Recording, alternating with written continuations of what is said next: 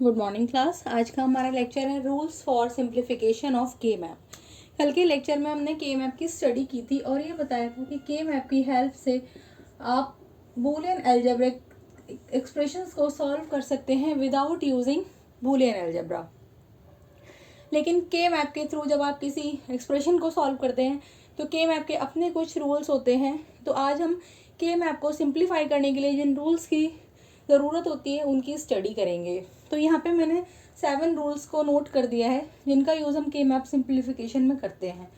मैंने आपको ये भी बताया था कि जो के मैप की इनपुट होती है वो SOP, POS या ट्रुथ टेबल की फॉर्म में होती है, या एज वेल एज अगर आपको कोई के मैप गिवन है तो उसकी आउटपुट आप SOP फॉर्म में, POS फॉर्म में या ट्रुथ टेबल फॉर्म में आपको देनी होगी। तो सबसे पहले ये जो रूल्स मैंने लिखे हैं वो मैंने SOP फॉर्म में लिखे हैं। SOP के लिए हमें पता था कि some of product form for SOP हम केवल उन टर्म्स को कंसीडर करते हैं जहाँ जहाँ पे आपका फंडामेंटल प्रोडक्ट फॉर आउटपुट 1 होता है। फॉर SOP फंडामेंटल प्रोडक्ट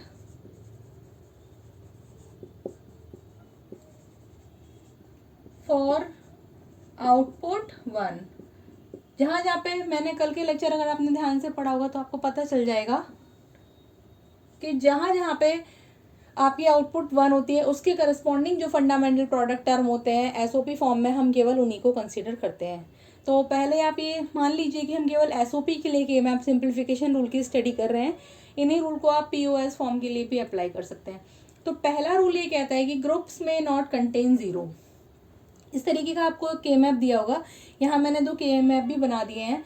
तो इसके सेल्स में कुछ ऐसे टर्म्स होंगे, सपोज यहाँ 1 है, यहाँ 0 है, यहाँ 0 है, यहाँ 1 है। तो इस तरीके से के मैप के सेल्स में आपको 0 या 1 की एंट्री मिलेगी। तो जहाँ जहाँ पे आपका 0 है उसको आपको कंसीडर नहीं करना है, उसको आपको ग्रुप में नहीं लेना है। तो पहला रूल कहता है ग्रुप्स में नॉट कंटेन जीरो। ग्रुप के अंदर आपका कोई भी 0 नहीं आएगा, केवल 1 ही आएगा। दूसरा नियम आपका कहता है वी कैन ग्रुप 1, 2, 4, 8 और मोर टू की पावर एन सेल्स। जब भी हम सेल्स की ग्रुपिंग करेंगे तो या तो एक सिंगल सेल होगा, या 2 सेल की ग्रुपिंग करेंगे तो हम उसको बोलेंगे पेयर, 4 सेल की ग्रुपिंग करेंगे तो हम उसे बोलेंगे क्वाड या क्वार्टर, 8 सेल की ग्रुपिंग करेंगे तो हम उसे बोलेंगे ऑक्टेट। तो इस तरीके से हम सेल की ग्रुपिंग करके सिंगल एलिमेंट, पेयर, क्वाड या ऑक्टेट बनाते हैं। तीसरा रूल कहता है each group should be as large as possible. आपको ज़्यादा से ज़्यादा बड़ा ग्रुप बनाना है। अगर आपके 2 छोटे ग्रुप फॉर्म हो सकते हैं या एक बड़ा ग्रुप फॉर्म हो सकता है तो आपको 2 छोटे ग्रुप फॉर्म ना करके एक बड़ा ग्रुप फॉर्म करना है। चौथा रूल कहता है cells containing 1 must be grouped. जिन जिन सेलों के अंदर 1 है उनको आपको ग्रुप जरूर करना है। तो पहले इन 4 रूल्स को हम स्टडी कर लेते हैं बाय यूजिंग दिस के मैप। सपोज हमारे पास एक के मैप है, इसमें इस सेल में 1 है तथा इस सेल में 0 है। तो पहले रूल का हम यूज करेंगे कि ग्रुप में नॉट कंटेन 0। तो हम क्या करेंगे, केवल इस सिंगल 1 की ग्रुपिंग करेंगे, इस 0 को छोड़ देंगे। इस 0 से हमें कोई मतलब नहीं है। अब इस सिंगल 1 की करस्पॉन्डिंग हमको टर्म लिखना है। तो इस सिंगल 1 की करस्पॉन्डिंग आप कैसे अपना एक्सप्रेशन लिख सकते हैं, आप ये देखिए इस सिंगल 1 की करस्पॉन्डिंग ये 0 है, ये 0 है, A बराबर 0, B बराबर 0, C बराबर 0 तथा D बराबर 0। मैंने आपको बताया था कि जब हम सम ऑफ प्रोडक्ट फॉर्म की बात करते हैं तथा किसी वेरिएबल का मान 0 होता है तो हम उसे कॉम्प्लीमेंटेड फॉर्म में लेते हैं। तो इसलिए इस सिंगल 1 का एक्सप्रेशन हो जाएगा आपका A बार, क्योंकि A का मान 0, B का मान 0 इसलिए B बार, C का मान 0 इसलिए C बार तथा D का मान 0 इसलिए D बार। तो इस सिंगल 1 का एक्सप्रेशन हो गया A bar, B bar, C bar, D बार। अब अगर हमारा ऐसा है कि यहाँ पे हमारे एक 1 है तथा एक 1 हमारा यहाँ पर दिया हुआ है, ठीक है, तो हम क्या करेंगे, अब इस केस में हम क्या कर सकते हैं, इन दोनों को मिला के हम एक पेयर बना सकते हैं, ठीक है।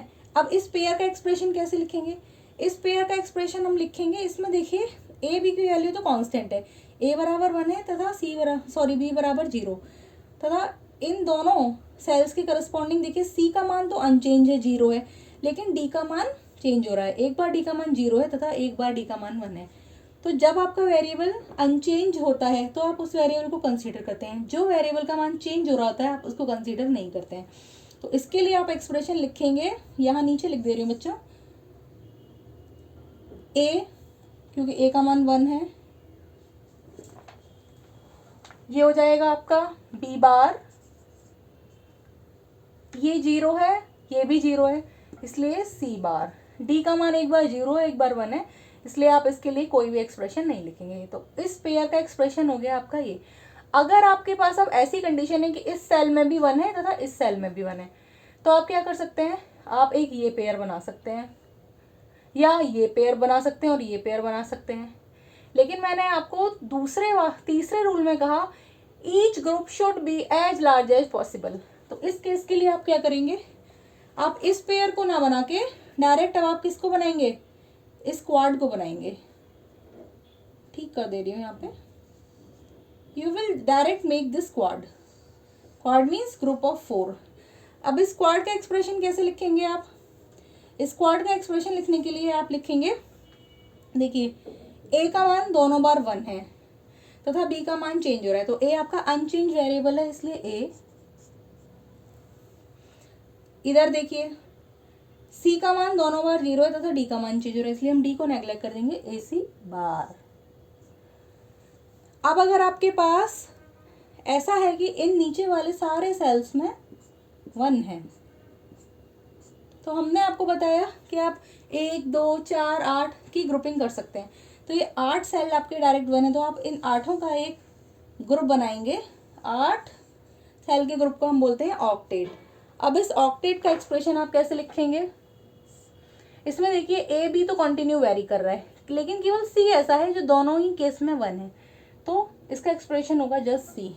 तो अगर इस के मैप के लिए हम फाइनल आउटपुट एक्सप्रेशन लिखें तो it will be y equal to क्या था, पहले हम लिखेंगे इस बड़े वाले ग्रुप का एक्सप्रेशन, इस बड़े वाले ग्रुप का एक्सप्रेशन था c।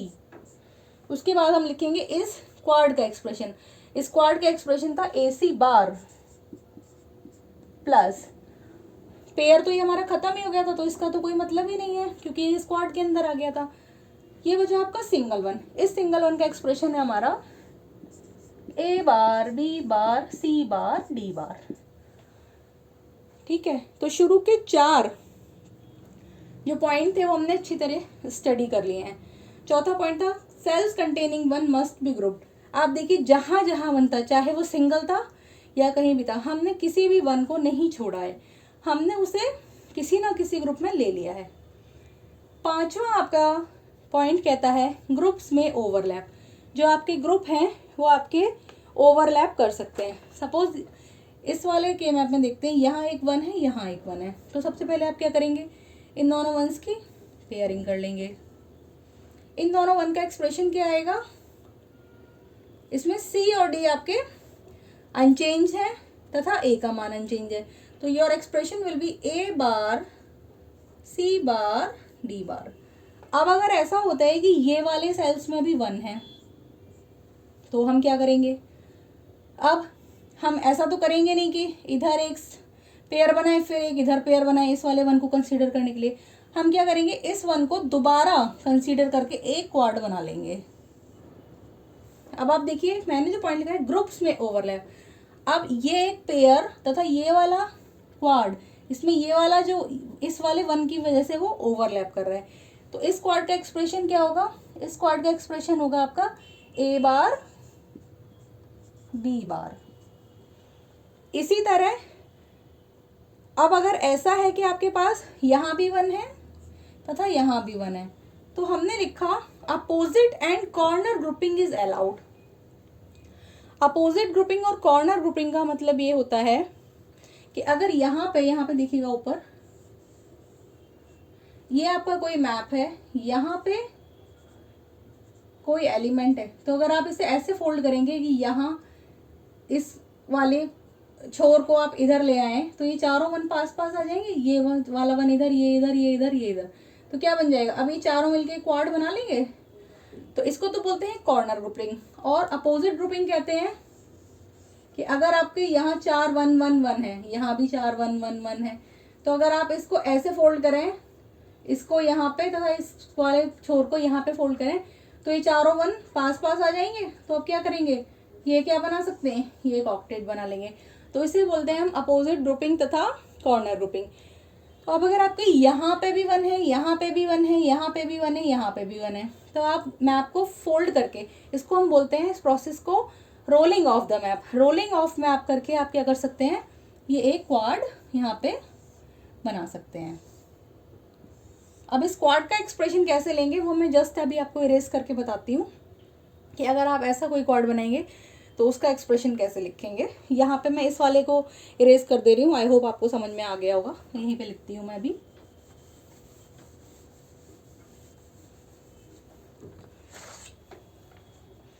इसी मैं आपको दोबारा यहाँ बना ले रही हूँ बच्चों, आपको समझाने के लिए।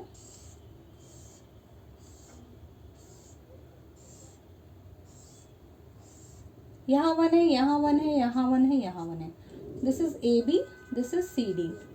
0 0 0 1 1 1 1 0, 0 0 0 1 1 1 1 0। ये आपने क्वाड बनाया इन चारों की कॉर्नर ग्रुपिंग करके।